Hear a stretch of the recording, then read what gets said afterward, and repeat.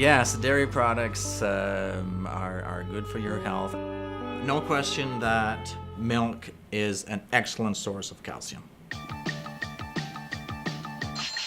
Milk's got the kick that gives you more. Health kick. More nutrition in every pour. Let me tell you about milk. The number one protein in milk is casein, C-A-S-E-I-N. That's 80% of the protein in milk. That's the same glue they use to put a label on a bottle of beer. That's the same glue they use to hold your wooden furniture together. So we're drinking glue. You're drinking glue and you create so much mucus. This much casein, this much mucus. It didn't occur to me until I actually arrived in Canada that milk itself can be portrayed as a dangerous product. Milk is good. Milk does the body. Milk does the body good.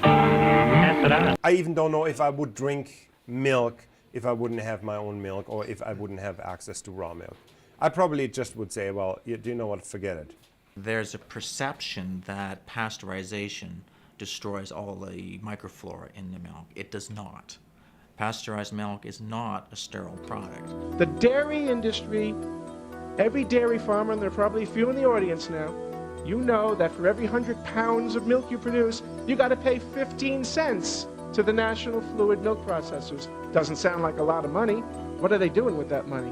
It's $500 million a year to paint milk mustaches on the lips of moms. Many people will say, well, let's make milk healthier. Let's take all that fat out and have non-fat milk. And you know what? That's a good move. And you can make it healthier still by taking out those proteins that tend to trigger allergies, migraines for some people. And then you could take the hormones out, remove all of that, and pretty soon you know what you're going to be left with? A glass of water. And maybe that's what we really should be drinking. Well, the information on milk over the years has been a serious distortion of the facts. A bottle of milk, oddly enough, is a product that is extracted from cows. And it all began about somewhere between 4,000 and 6,000 years ago when people figured out how to make cows stand still. And they decided that at that point they could take their milk, which is actually intended for their calves, and they could drink it themselves. And I think it always makes Mother Nature scratch her head. Milk is, as far as a food is concerned, it may be our biggest problem we have to face in the future. Come on. Our society was built, this country was built on the nourishment of milk. Milk does not do the body good. And the blessing, and I have to say the blessing of pasteurization, because if that milk does not get pasteurized and it goes out to the public, it can be definitely dangerous. It can be pure poison.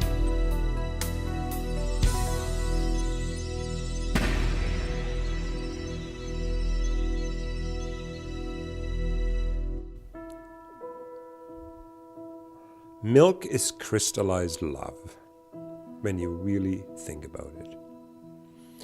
Milk is the first thing a baby gets from the mother when the mother and baby separated. The only thing what connects them is actually the milk.